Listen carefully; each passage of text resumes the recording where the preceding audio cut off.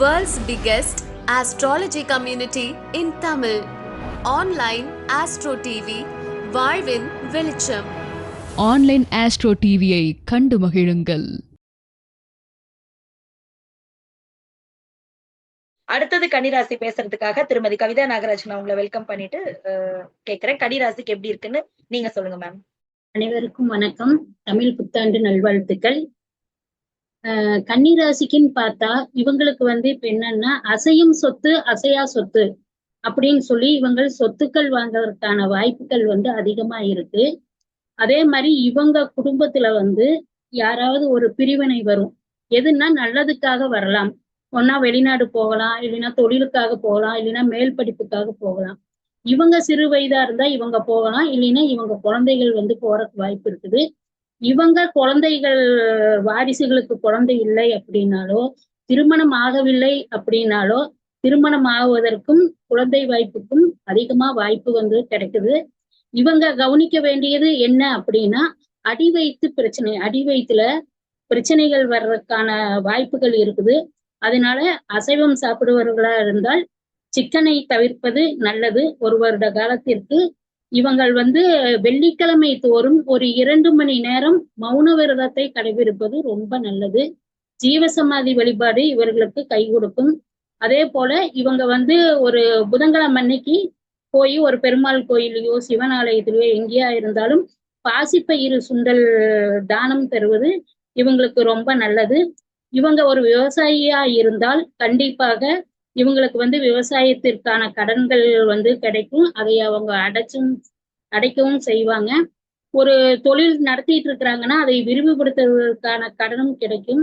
அந்த கடனை வாங்கி விரிவுபடுத்திக்கோங்க. ஆனால் புதிய முதலீடுகள், புதிய தொழில் தொடங்க வேண்டாம்.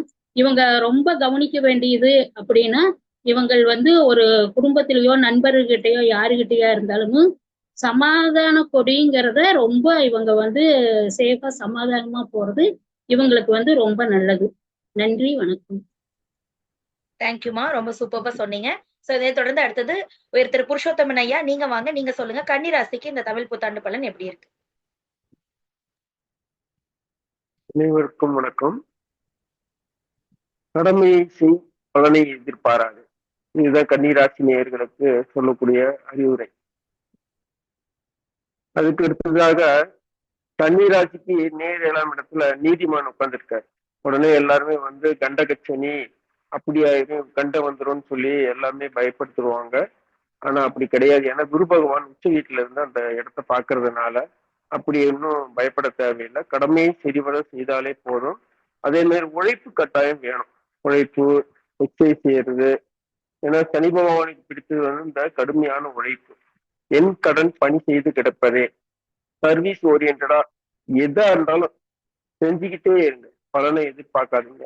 அப்படி இருந்தா இந்த வருடமானது சுமூகமா போகும். எந்தவித கண்டங்களோ, எந்தவித விபத்துகளோ, எந்தவித அசௌகரியங்களோ ஏற்படாம இந்த வருடம் சுமூகமாக போகும். அதே மாதிரி கன்னிராசி அன்பர்களுக்கு திருமணம் ஆகாதவர்களுக்கு திருமணம் கைகூடும். அதே மாதிரி குழந்தை பாக்கியம் வேண்டுபவர்கள் குழந்தை பாக்கியம் கிடைக்கும். 2வது திருமணம் ஏற்படுவதற்கும் 2வது திருமணம் கைகூடும். எல்லாமே கைகூடும். அது என்ன பண்ணணும்னா, கன்னிராசி நேயர்கள் இந்த கேரளா மண்ணை பக்கத்துல இதா இருந்தா கேரளா மண்ணை போய் மேய்ச்சிட்டு வந்தாவே போதும். அப்படி முடியாதவங்க வசதி இருந்துச்சுன்னா குருவாயூரப்பனை போய் வழிபட்டு வந்தாவே போதும். அதே மாதிரி பசுவிற்கு காமதேனுக்கு உணவளித்தாலே போதுமானது. இந்த வருடம் ரொம்ப நல்ல வருடமாக அமையும். ஏன்னா கொஞ்சம் அலைச்சல் கெடும். ஆன்மீகத்தை, அந்த நாட்டத்தை ஆன்மீக வழியில் திருப்பினாலே உங்களுக்கு போதுமான கேது பகவான் இருக்கிறாரு.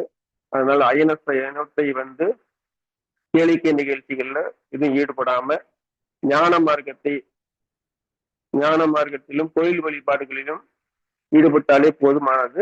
உங்களுடைய இந்த வருடமானது சுமூகமாக செழிப்பாக இருக்கும் என்று கூறி விடைபெறுகிறேன். நன்றி, வணக்கம்.